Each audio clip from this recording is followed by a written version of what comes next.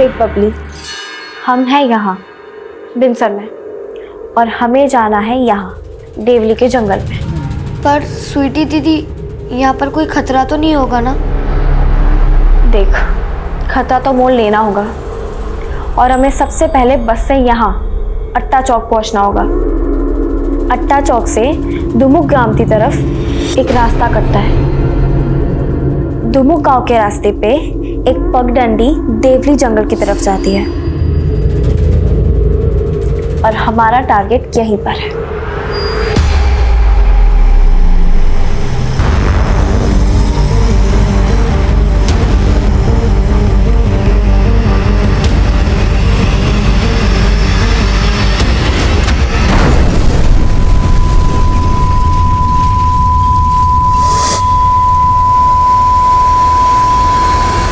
सारे सारे गा रे ग म ग म ग म प म प म प ध नी धा नी सा नी धा नी ध प ध प ध। चलेगा ये शोर शराबा, सर फटता है हमारा, बंद कीजिए।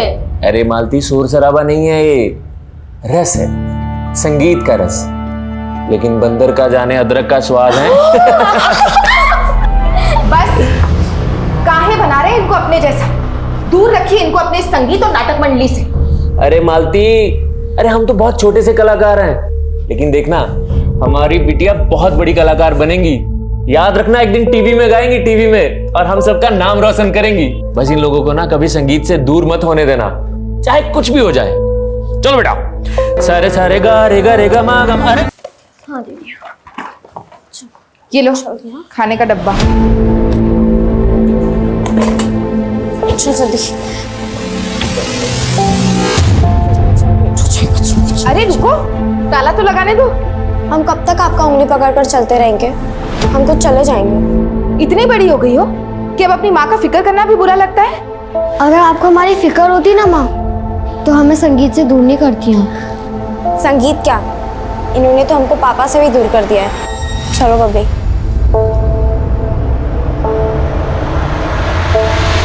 बच्चों के मन में जो बात घर कर जाती है ना मालती जी, उनको बदलना बहुत मुश्किल होता है। देखिए, आप हमारे घर के मामले में दखल अंदाजी मत कीजिए। हम तो सिर्फ इसलिए कह रहे थे कि हम भी एक पिता हैं, सोचा आपको सलाह दे दें। और ये रहा आपके दूध के पैकेट, आपका किराया कल हम आपको दे देंगे। सुनिए, चाय पियेंगे?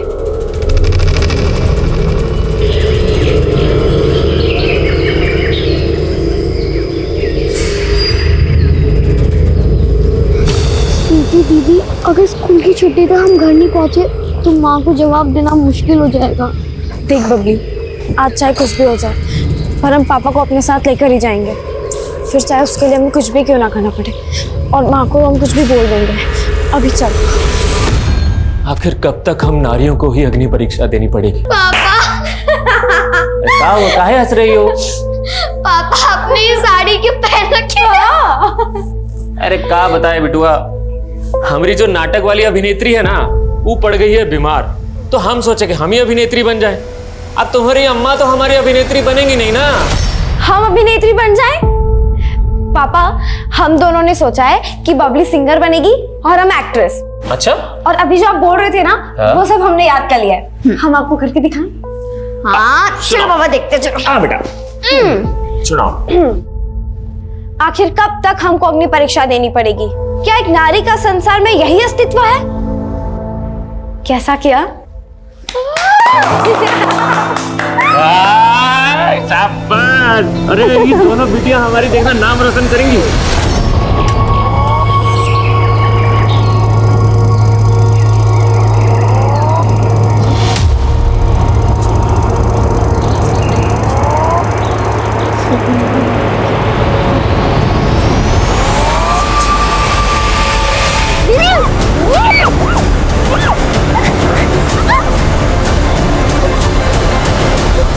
कौन हो तुम लोग? क्या करने आए हो यहाँ?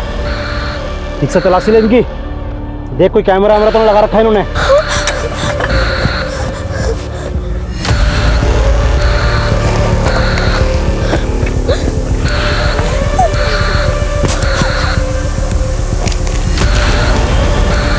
इसमें तो नक्शा है।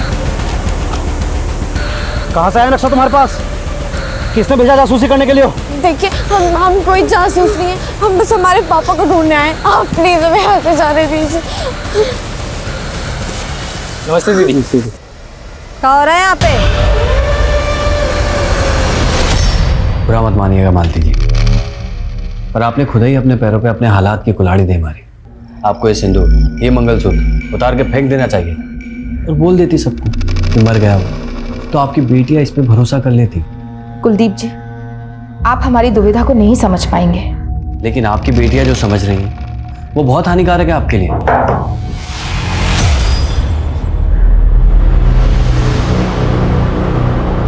अच्छा मैं चलता हूँ।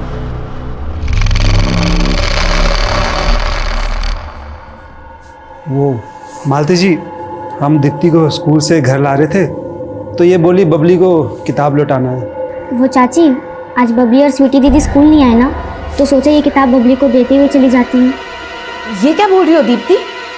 वो दोनों तो सुबह स्कूल के लिए निकले थे। नहीं चाची, वो दोनों तो स्कूल आए ही नहीं थे।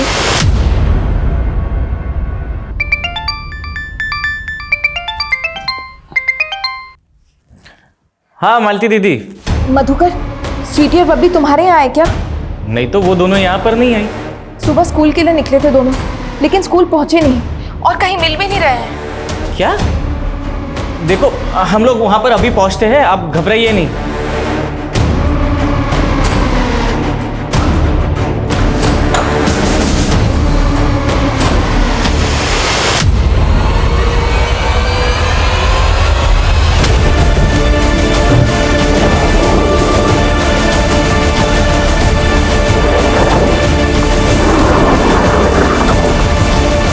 तो इसलिए तुम हमको स्कूल छोड़ने से रोक रही थी? कहाँ गई थी? जल्दी बोलो वरना देंगे एक को। वो अम्मा, हम फुलवारी में तमाशा देखने गए थे। ये तमाशा का भूत नहीं उतरा अभी तक? हाँ, क्या मिल गए संगीत और तमाशा से तुमको और तुम्हारे पापा को? बस माँ, पापा को तो आप कोसेगा ही नहीं। हमको पता है कि आपने पापा को कितना तकलीफ दिया है। शुक्र मनाइए वो राजेंद्र आपकी जमीन छीन नहीं रहा, दाम दे रहा है उसके। वैसे भी वो बंजर जमीन किस काम की? बंजर है तो क्या हुआ? पुश्तैनी जमीन है हमारी, और पुश्तैनी जमीन माँ के समान होती है। तो तुम क्या कहती हो कि हम अपनी माँ को बेच दें? 2 बेटियों के बाप हैं आप, काहे खतरा मोल ले रहे हैं? अरे हम नहीं डरते किसी से। और एक बात बताओ, तुम उस राजेंद्र का काहे इतना पैरवी कर रही हो? हाँ। रुको, हम देखते हैं कौन आ गया। अरे अरे अरे कौन? अरे मालती! अरे छोड़े! अरे मालती! अरे तुम लोग हमको कहाँ लेके जा रहे हो भाई? छोड़ो हमको!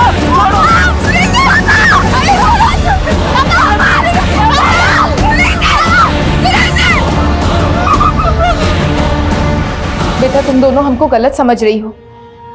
तुम्हारे पापा हमारी वजह से तुमसे दूर नहीं हुए।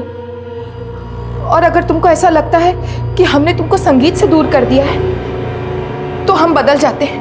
रुको रुको,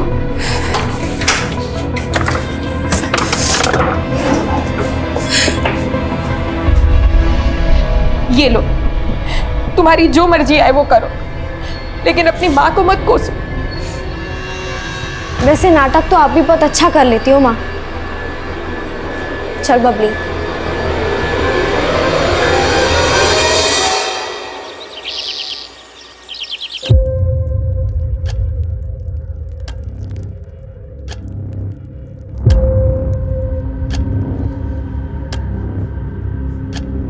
स्वीटी, बबली,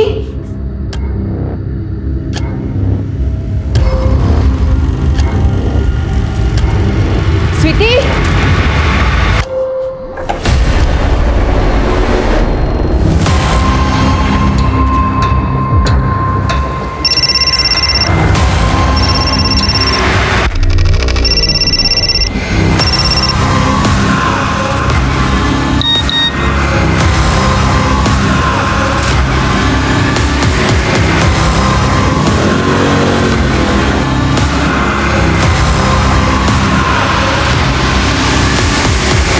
तो हमने देखा था उन्हें जब हम दुकान खोलते थे, यहीं से जा रही थी। अबे क्या? पीछे ले, पीछे ले। हमको क्या बोली साली? हाँ साला तुम्हारा पूरा खानदान कीचड़ में सड़ सड़ के मर गया। 2 अक्षर क्या पढ़ लिए? आग दिखा रही है अभी।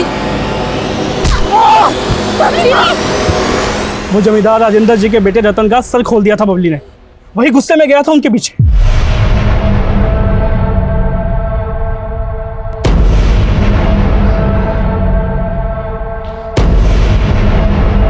अरे वाह मालती, रात में हम तुम्हारा ही सपना देखे, पर जब नींद से जगे तो हमारी तो जल गई। अरे साला तुम वो किराएदार का खटिया पे। कमीने, हमारी बेटियां कहाँ है? बेटियां? तुम साला नौटंकी वाले, तुम्हारा हर दिन का नया नौटंकी होता है। तेरे बेटे ने उठाया ना हमारी बेटियों को, कहाँ है वो? बस देख, हमरे बेटे रतन को बीच में मत घसीट। चल जा जा यहाँ से। हम जानते तू बहुत ताकतवर। 1.5 साल पहले हमारे पति को भी उठवा लिया था तुमने, तब हम कुछ नहीं कर सके, लेकिन हमारी बेटी हमें लौटा दो। तुम जो कहोगे, तुम्हें जो चाहिए हम देने के लिए तैयार हैं। जो चाहिए देने के लिए तैयार हो। निकल, बच्चे लग गई। नहीं जाने दो प्लीज।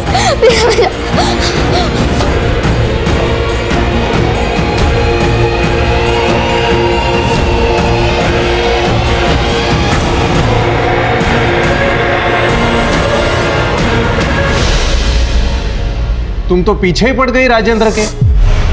1.5 साल पहले भी तुम्हारे आरोप साबित नहीं हो पाए थे, ना तुम्हारे पास कोई सबूत था ना कोई गवाह। लेकिन साहब, तो सोलंकी जी ने राजेंद्र के बेटे को हमारी बच्चों का पीछा करते हुए देखा है। आप उनसे पूछ लीजिए। राजेंद्र के बेटे रतन ने ही गायब किया हमारी बच्चियों को। हाँ बाबा, कहाँ है तू? ठीक है, हम बात करते हैं।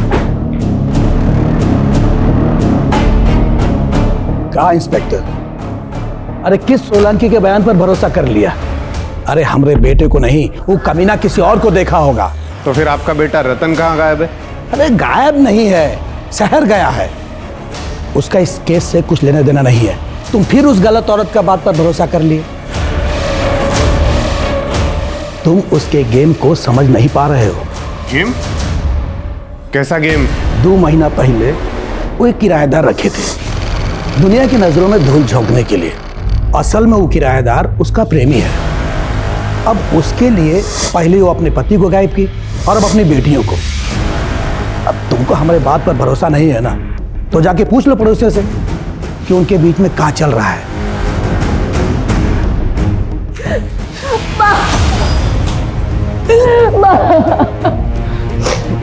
दीदी हिम्मत रखो दीदी, कल भी तो दोनों लौट कर आई थी ना, देखना आज भी लौट कर आ जाएंगे।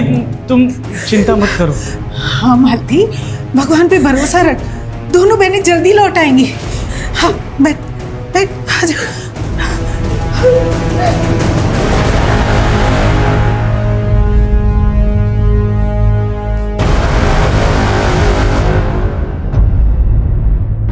हम तुमसे प्यार करने लगे हैं बबली, लेकिन तुम्हारे सामने बोलने की हिम्मत नहीं होती।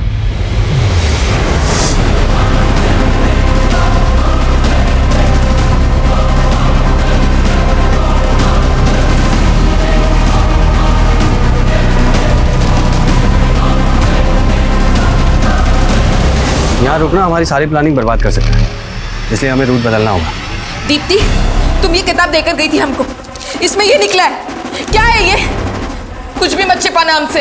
वो चाची, ये किताब हमें जतिन ने दी थी बबली को देने के लिए। कौन जतिन? हमारा सीनियर था, पर फेल होके बबली की क्लास में आ गया था, पर उसके पापा के डेथ के बाद उसने पढ़ाई ही छोड़ दी। ये क्या बात होती है जतिन? हमारे भी पापा हमारे साथ नहीं रहते हैं, तो क्या हमने स्कूल जाना छोड़ दिया? लेकिन बबली, अब हमें अपने पापा का गैरेज संभालना होगा, और अगर हम स्कूल आएंगे तो कमा नहीं पाएंगे, और अगर कमा नहीं पाएंगे तो पापा के इलाज के लिए कर्जा कैसे चुकाएंगे बताओ? सब हो जाएगा। तुम स्कूल नहीं आ सकते तो क्या हुआ, ओपन से पढ़ लेना, हम तुम्हारी मदद कर देंगे, ठीक है? बबली उसको पढ़ाने उसको दुकान पे जाती थी, वहीं उसकी एक किताब छूट गई थी जो जतिन ने हमको दी थी। सब यही उस जतिन का घर है साहब। कल से यहाँ ताला लगा हुआ है। इसका दुकान, इसका फोन दोनों बंद है। ये जतिन के फैमिली में और कौन कौन रहता है? पिता थे जो गुजर गए साहब। हमको जतिन पर भी शक हो रहा है, तभी तो ये गायब है।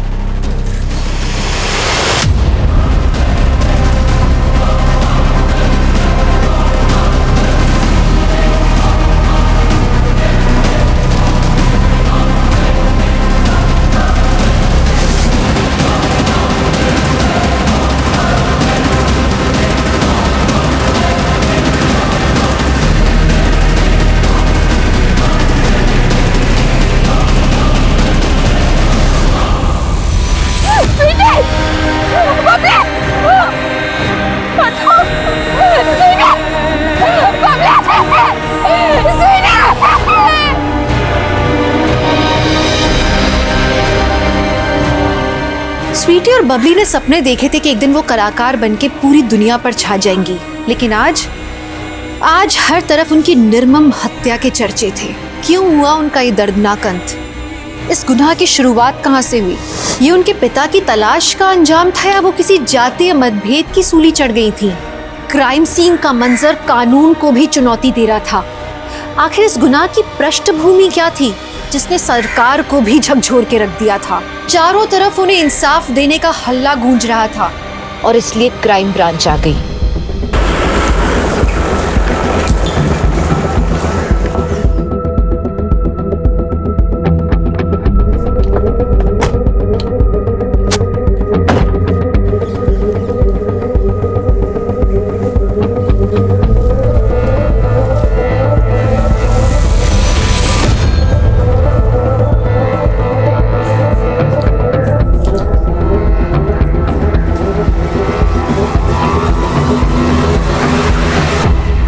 सर, ये ज़मीन स्वीटी और बबली के पिता सुरेश के नाम है, जो 1.5 साल पहले सस्पिशियस सर्कमस्टांसेस में गायब हो गया था। सुरेश की पत्नी ने इल्ज़ाम लगाया कि राजेंद्र ने सुरेश को अगवा करके ये ज़मीन अपने नाम करके उसे कहीं मार के फेंक दिया, लेकिन उसकी लाश अभी तक कहीं नहीं मिली। और इस बार भी उसने राजेंद्र और उसके बेटे रतन पर ही अपनी दोनों बेटियों के कत्ल का इल्ज़ाम लगाया। किसी सोलंकी नाम के आदमी ने गवाही दी थी कि उसने रतन को इन दोनों लड़कियों के पीछे जाते देखा था, लेकिन लोकल पुलिस ने उसकी गवाही खारिज कर दी। तुमने तो बताया था उस समय तुमने चश्मा नहीं पहना था। हाँ सर। लोकल पुलिस मान रही थी कि वो रतन की बजाय कोई और भी हो सकता है, लेकिन रतन कहाँ गायब है ये अभी तक लोकल पुलिस पता नहीं लगा पाई, और ना ही उस जतिन को ढूंढ पाई है जिसका लव लेटर बबली की नोटबुक में मिला था। दोनों को ढूंढने में लग जाओ, तब तक मैं जरा इस राजेंद्र से मिलता हूँ। चल।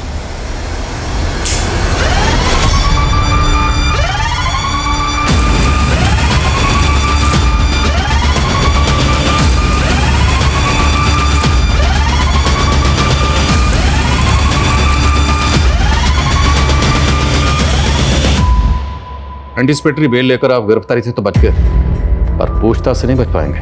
पूछिए जो भी पूछना है, ताकि सच्चाई बाहर निकले। हमको भी तो पता चले कि कौन कमीना हमको फंसाना चाहता है। अगर आप वाकई चाहते हैं कि सच्चाई बाहर निकले तो अपने बेटे को बाहर निकालिए। क्यों छुपा रखा उसे? छुपाया नहीं है साहब, उसको किसी ने गायब किया है केस को उलझाने के लिए। गायब तो 1.5 साल पहले बबली और स्वीटी के फादर सुरेश को भी किया गया था। तब भी उसका इल्जाम उसकी बीवी मालती ने आप पर ही लगाया था। साहब तब भी वो झूठ बोली थी हमको फंसाने के लिए। साहब हमको पूरा यकीन है वो नीली कलर की गाड़ी इन्हीं की थी, यही उठाए थे सुरेश जी को। इंस्पेक्टर, ये हमसे जमीन का पैसा एडवांस लेकर अपने पति को मना नहीं पाई और अब कुछ भी बक रही है। बक तुम रहे हो। एक मिनट, तुम तो बोल रही थी उन आदमियों के चेहरे ढके हुए थे इसलिए तुम चेहरे देख नहीं पाई। फिर वो राजेंद्र और उनका बेटा ही था, ये दावा तुम कैसे कर सकती हो? उस औरत को दुखियारी समझने का गलती मत कीजिए। वो औरत और उसका आशिक किराएदार मिलकर ये षड्यंत्र रच रहे हैं। वो औरत उसके प्रेम में पड़ के पहले अपने पति को निकल गई और अब अपनी बेटियों को।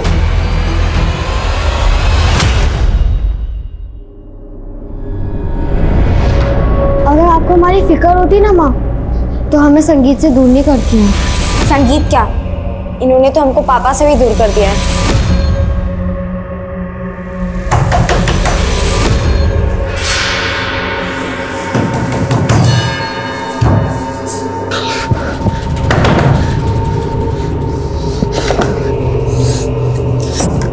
आपसे कहा था ना, आप जाइए यहाँ से। अगर वो उठ गई तो अच्छा नहीं होगा। जाइए, निकलिए यहाँ से, जाइए।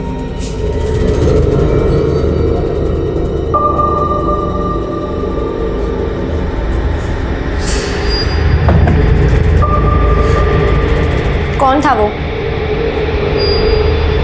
चुप क्यों आप? बोलिए। मालती, बिटिया अब कुछ नहीं रखा यहाँ, तू हमारे साथ चल। हाँ दीदी, इस घर में रहोगी तो इन यादों से कभी निकल ही नहीं पाओगी। हम इस कोप से कभी बाहर नहीं निकल सकते। हमें दोषी है सारी बर्बादी के। हमें कहीं शांति नहीं मिलेगी।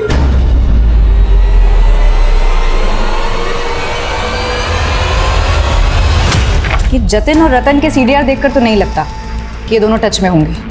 और लोकल पुलिस ने बताया कि स्वीटी और बबली के पास कोई फ़ोन नहीं था। मैम, रतन का फ़ोन बंद हुआ था नीम कला में, जबकि जतिन का फ़ोन बंद हुआ था शिवपुरी में।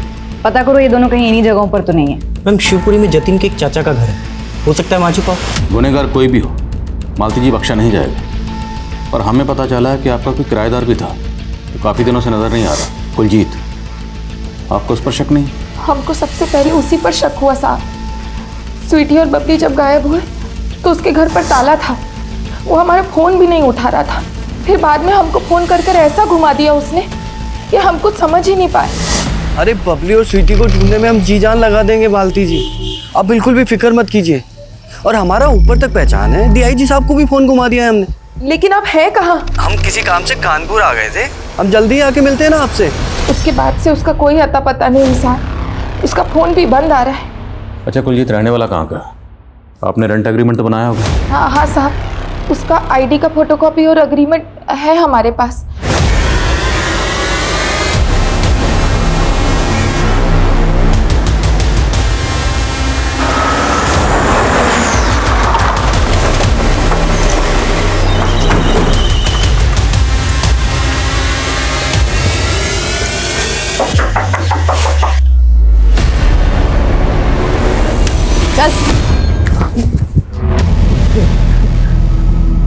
सर, हम बबली को क्यों मारेंगे? हम प्यार करते थे उससे, और स्वीटी के साथ भी हमारा कोई दुश्मन ही नहीं था। तुमने दीप्ति के हाथों बबली के लिए जो लव लेटर भेजा था, उसमें तुमने लिखा था कि वो तुमसे आकर मिले। क्या उस शाम को बबली तुमसे मिलने आई थी? हाँ सर, हम उसी दिन शाम में उससे मिले थे। हाय जतिन। हमने सोचा था शायद तुम नहीं क्यों आओगी। नहीं आएंगे हम? आखिर तुम्हें ओपन से पढ़ना है और हमें तुम्हें ट्यूशन भी तो देनी है। वो बबली, दीप्ति ने तुम्हें जो बुक दी थी उसमें हमारा नोट था, तुम्हें मिला? कैसा नोट? वो तुम घर जाके देख लेना। अच्छा ठीक है, हम घर जाके देख लेंगे। वो जतिन, हम कह रहे थे कि इस पेपर में एक वैन का नंबर है, पता करके बताओ ना कि ये वैन किसके नाम से रजिस्टर है।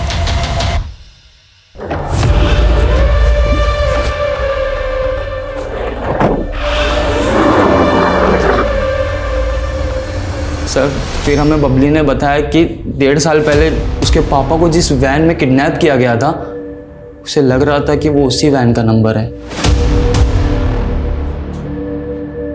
तो 1.5 साल पहले बबली ने जो नंबर देखा था, वो नंबर उसे याद रहा? नहीं सर, वो बोली उसने उसी दिन बिल्कुल वैसा ही एक वैन देखा था।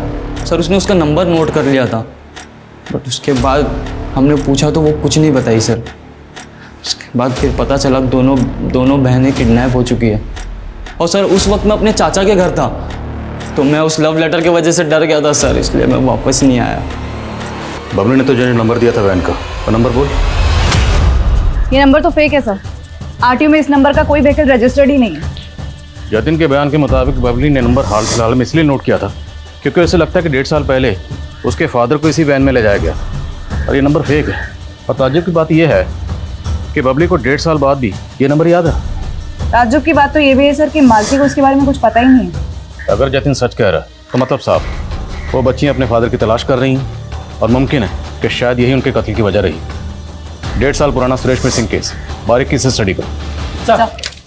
सर, मालती के किराएदार कुलजीत ने जो रेंट एग्रीमेंट दिया था, उस पर जो नेटिव एड्रेस है वो फेक है सर, और उसने जो आधार आईडी दिया था वो भी फेक है सर। फेक? जी सर। और सर, हैरानी की बात तो ये है कि उसकी आधार आईडी पे जो नंबर है वो किसी कुलजीत नाम की औरत का आधार नंबर है। अब उनको काम पर लगाओ, पता लगाओ ये कुलजीत सिंह कौन है। सर,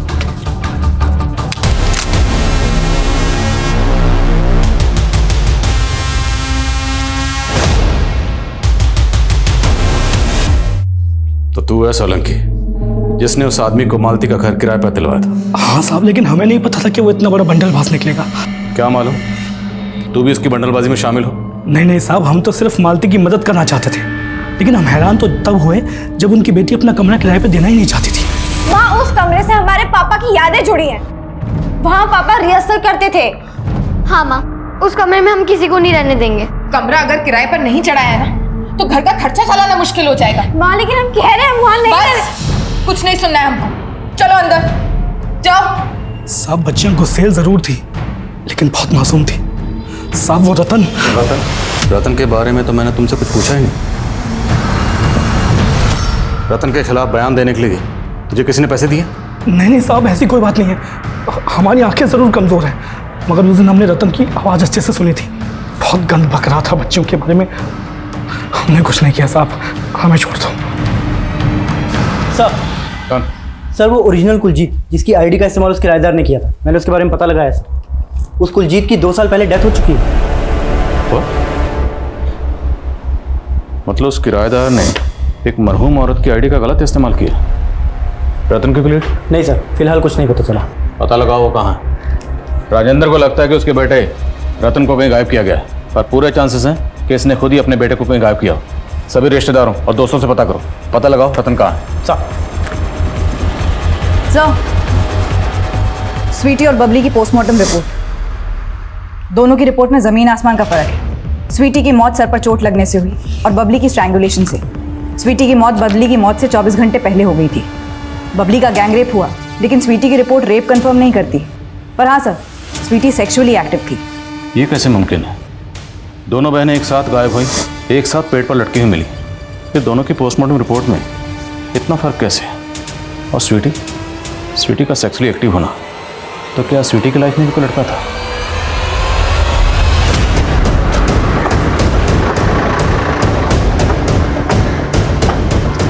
नहीं साहब, हमारी बेटियां ऐसी नहीं थी। उनका किसी लड़के के साथ चक्कर नहीं था। हो सकता है स्वीटी के साथ कभी किसी ने कुछ गलत किया, घर में या मोहल्ले में, या फिर आपकी गैर मौजूदगी में उस किराएदार ने। नहीं साहब, हम उनको कभी घर पर अकेला नहीं छोड़ते थे। आपके घर पर कौन कौन आता था और दोनों बहनें कहाँ कहाँ जाती थी? स्कूल के अलावा दोनों बहनें बस अपनी एक सहेली दीप्ति के घर ही जाती थी। हाँ सर, बबली और स्वीटी दीदी हमारे यहाँ पढ़ने आते थे। क्या बबली की तरह स्वीटी का भी कोई बॉयफ्रेंड था? हाँ सर, स्वीटी दीदी सूरज भैया को लाइक करती थी। सूरज? कौन सूरज? सूरज भैया तो स्वीटी दीदी के पापा के नाटक मंडली में काम करते थे।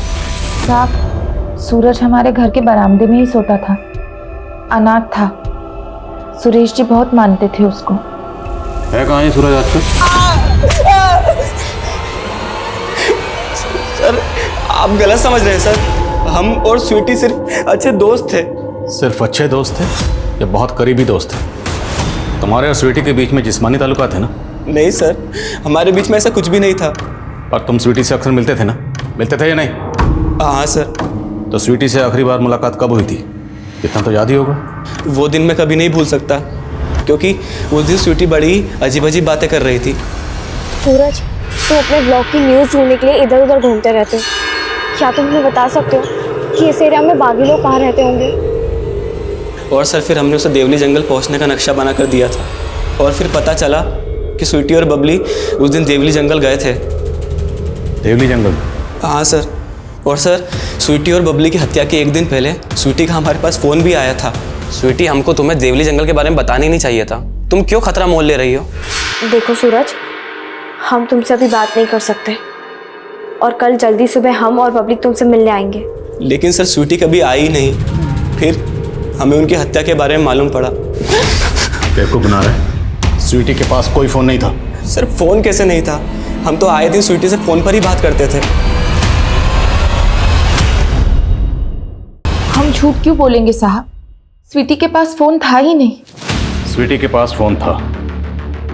सूरज ने हमें जो नंबर दिया, हमने पता लगाया, वो नंबर स्वीटी का ही है। लेकिन ये बात आपने हमें नहीं बताई।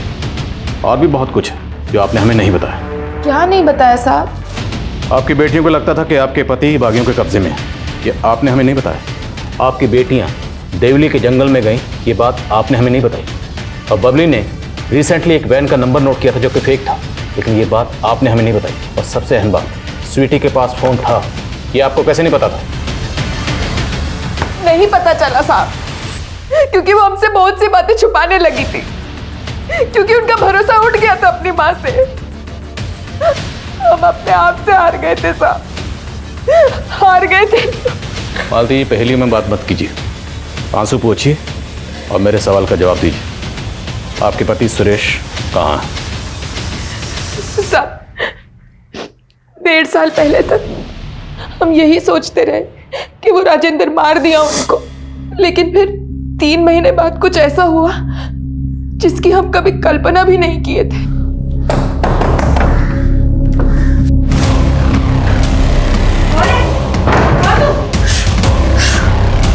आप? बबली और स्वीटी कहाँ है? वो तो अपनी नानी के घर है।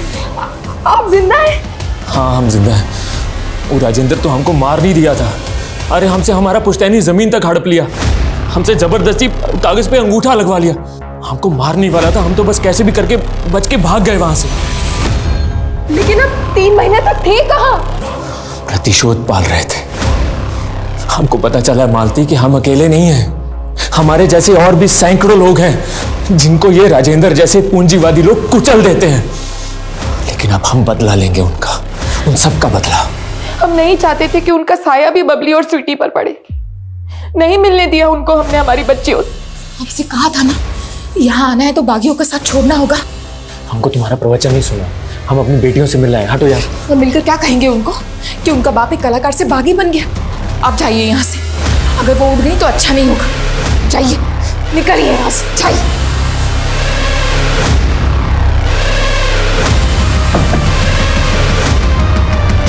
कौन था वो? चुप क्यों आप? बोलिए। आप पापा को धोखा दे रहे हो। नहीं स्वीटी, वो कोई गैर मर्द नहीं था, तुम्हारे पापा ही थे। अगर वो हमारे पापा थे तो हमसे मिले बिना क्यों चले गए? क्योंकि अब हम उनसे कोई रिश्ता नहीं रख सकते, बागी बन चुके हैं वो। हम तो कठोर बनकर सुरेश जी से दूरी बना ली, लेकिन हमारी बेटियां ये दूरी बर्दाश्त नहीं कर पाई। वो तो हमको ही दोषी मानती रही, उनको उनके पापा से दूर कर दिए थे हम। लेकिन हम तो हैरान है ये जानकर कि वो दोनों खुद से अपने पापा की तलाश में बागियों के घर जाने का कोशिश की। अब सुरेश कहाँ है? हमको नहीं पता साहब, पिछले 3 महीने से हमने उनका शकल भी नहीं देखा।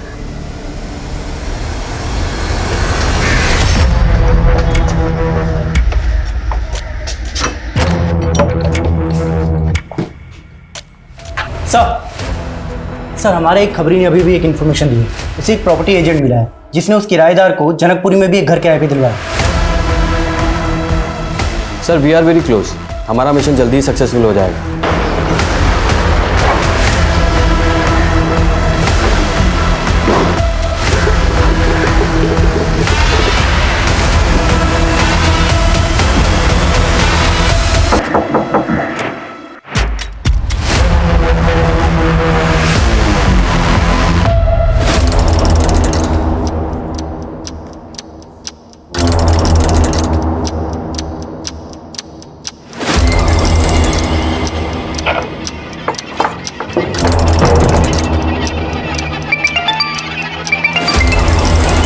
Yes, sir.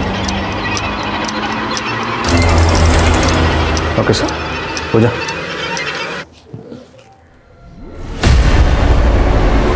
Vinod Sharma, undercover agent हूँ। 6 महीने पहले हमारे सीनियर ऑफिसर अमोद सिंह की कार ब्लास्ट में इस सुरेश का हाथ था।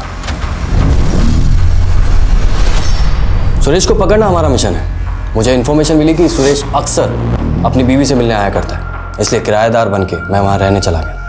मैंने सोचा उसकी बीवी के जरिए सुरेश के बारे में इन्फॉर्मेशन निकालने की कोशिश करूं, लेकिन अचानक से उसकी बेटियां गायब हो गई। अगर मैं वहां रुकता तो लोकल पुलिस मुझे भी इन्वेस्टिगेट करती और ये मेरे मिशन के लिए सही नहीं था, इसलिए मुझे वहां से निकलना पड़ा। लेकिन आपके वहां रहते हुए सुरेश की बेटियों को किसने किडनैप किया और फिर उनका कत्ल कर दिया? कोई गेस किसने किया होगा? ये तो मुझे भी नहीं समझ में आया, बट हाँ, मुझे एक इन्फॉर्मेशन मिली है कि सुरेश राजेंद्र पे अटैक करने की प्लानिंग कर रहा है। शायद उसको लगता है कि ये सारा कांड राजेंद्र ने किया है, और हम भी यही चाहते हैं कि सुरेश ये अटैक अटेम्प्ट करे ताकि हमें उसे पकड़ने का मौका मिल जाए।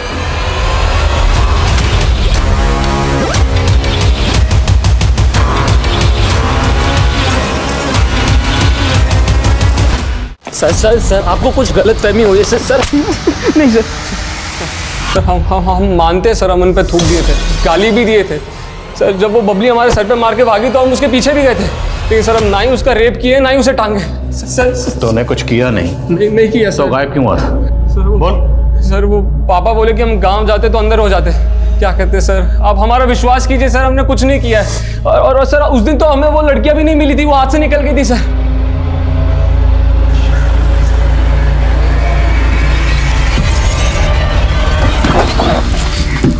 मैडम वो लड़कियां यहाँ मुड़ गई थी और हम सीधे चले गए थे, उसके बाद क्या हुआ हमें नहीं मालूम। लेके जाओ इसे। अगर ये लड़का सच बोल रहा है तो पता करो उस दिन वो दोनों बहनों को यहाँ किसी और ने देखा था क्या। शायद इससे पता चला कि वो दोनों बहनें यहाँ से कहाँ गई थी। ओके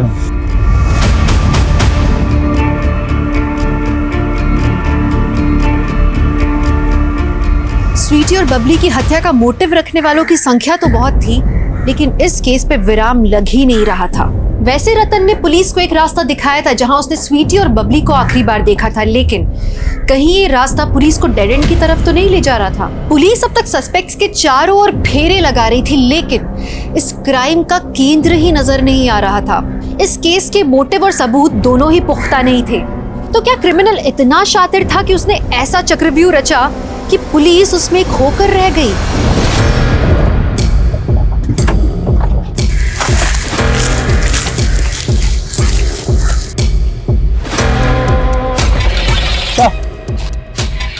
उस तरफ एक स्ट्रक्चर है।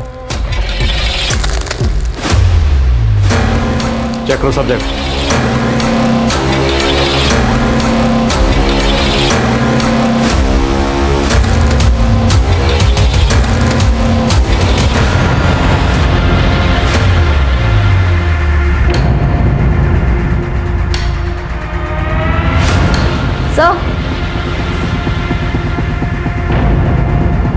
सर ये तो स्वीटी का फोन है। इस जगह का जो भी मालिक है हाजिर करो उसे। सर बोलो।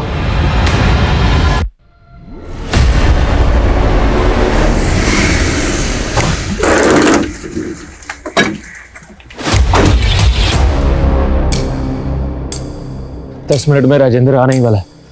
आज तो हम उसका काम तमाम करके ही हटेंगे।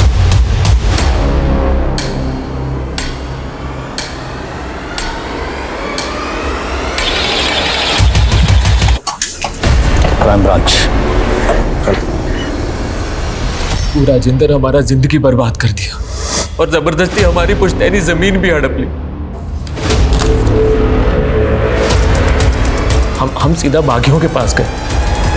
सब हमारा नाटक मंडली था। हम कभी कभी उनको नाटक दिखाने जाया करते थे, इसलिए हमारा उनसे पहचान था। और जब उनको पूरा बात बताया तो उन्होंने हमारी मदद की, हमको अपने साथ में ही रख लिया साहब। 3 महीने से तुम अपनी बीवी और बच्चियों से मिलने क्यों नहीं आए? साहब बागियों के सरदार जी की बेटी रजनी हमको पसंद करती थी, हमारी कला की मुरीद थी, तो साहब हम उससे शादी कर लिए। लेकिन साहब हम अपनी बेटियों को मिले बगैर रह ही नहीं पाते थे। उस दिन सुरेश की बेटियां वहाँ आई थी और वो उसे मिलने की जिद करने लगी। अब बता कौन है तुम्हारा बाप? हमारे पापा का नाम सुरेश है, वो भी आप लोग की तरह बागी है। उस वक्त सुरेश नहीं था वहाँ पे। उसकी बेटियाँ जोर जोर से रो रो के बताने लगी कि कोई आदमी रोज रोज उनके साथ ज़बरदस्ती करता है। कौन ज़बरदस्ती करता था? उसका नाम नहीं बताया उन्होंने, बोली कि अपने पापा को ही बताएंगी। फिर हमने उनको ये बोल के भेज दिया कि उसके पापा उनसे मिलने आ जाएंगे, लेकिन ये बात फिर मैंने सुरेश को नहीं बताई। मुझे लगा कि कहीं सुरेश वापस अपनी बेटियों और पहली बीवी के पास वापस ना चला जाए, इसलिए मैंने उसे कुछ नहीं बताया। फिर एक दिन हमने अखबार में पढ़ा कि हमारी बेटियों को मार के टांग दिया गया है साहब। और आखिरकार रजनी ने हमको सब सच बताया कि हमारी बेटियां वहां आई थी मदद मांगने के लिए, लेकिन हम कुछ नहीं कर पाए साहब, हम कुछ नहीं कर पाए साहब।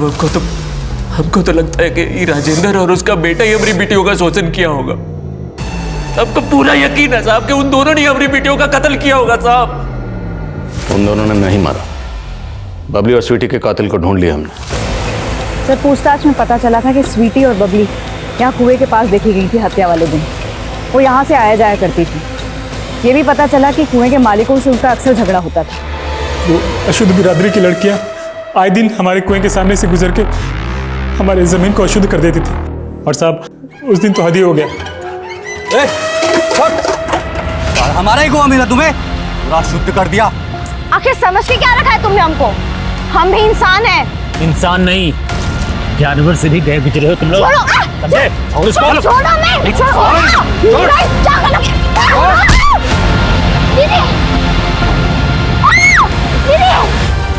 फिर हमने उस बबली को अच्छे से सबक सिखाया और फिर उनकी बॉडी ले जाके उन्हीं के बाप की जमीन में टांग दिया।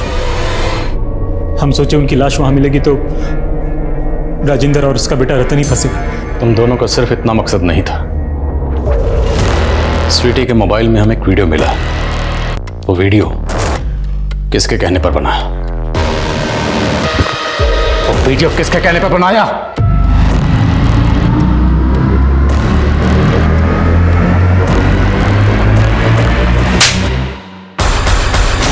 स्वीटी का वीडियो तूने बनाया था ना? उसे हर रोज फोन भी तू ही करता था ना? सुरेश जीजा गायब हो जाने के बाद राजेंद्र के डर से दीदी दोनों बहनों को हमारे यहाँ छोड़ दी थी। एक दिन हमारी माँ और वो छोटी वाली बबली बाजार गए थे। हम थोड़ा सा बहक गए थे। वो किसी के सामने मुंह ना खोल पाए, इसके लिए हम उसका वीडियो रिकॉर्ड कर लिए थे और फिर रोज हम उसको डरा धमका के उसके साथ। दीदी मामा! लेकिन एक दिन बबली हमको देख ली थी। वीडियो वायरल हो जाने के डर से वो अपनी माँ के सामने कुछ नहीं बोली और दोबारा अपनी माँ के पास लौट गई। फिर कुछ दिन बाद हमको पता चला कि वो दोनों बहनें अपने पापा को ढूंढने निकली है। हमें लगा कहीं वो अपने बाप के सामने मुंह ना खोल दे, वरना उनका बाप हमें जिंदा नहीं छोड़ता। मिश्रा हमारा जानकार है। उस दिन उसके हाथ से स्वीटी का मर्डर हो गया था। डर के मारे वो हमको फ़ोन कर दिया। हमने मिश्रा के डर का फ़ायदा उठाया। हम नहीं बोला था उनको कि दोनों बहनों को टांग दे और उसके बदले में हमने कुछ पैसे भी दिए थे मिश्रा को। खुद अपनी सगी भांजी के साथ दुष्कर्म के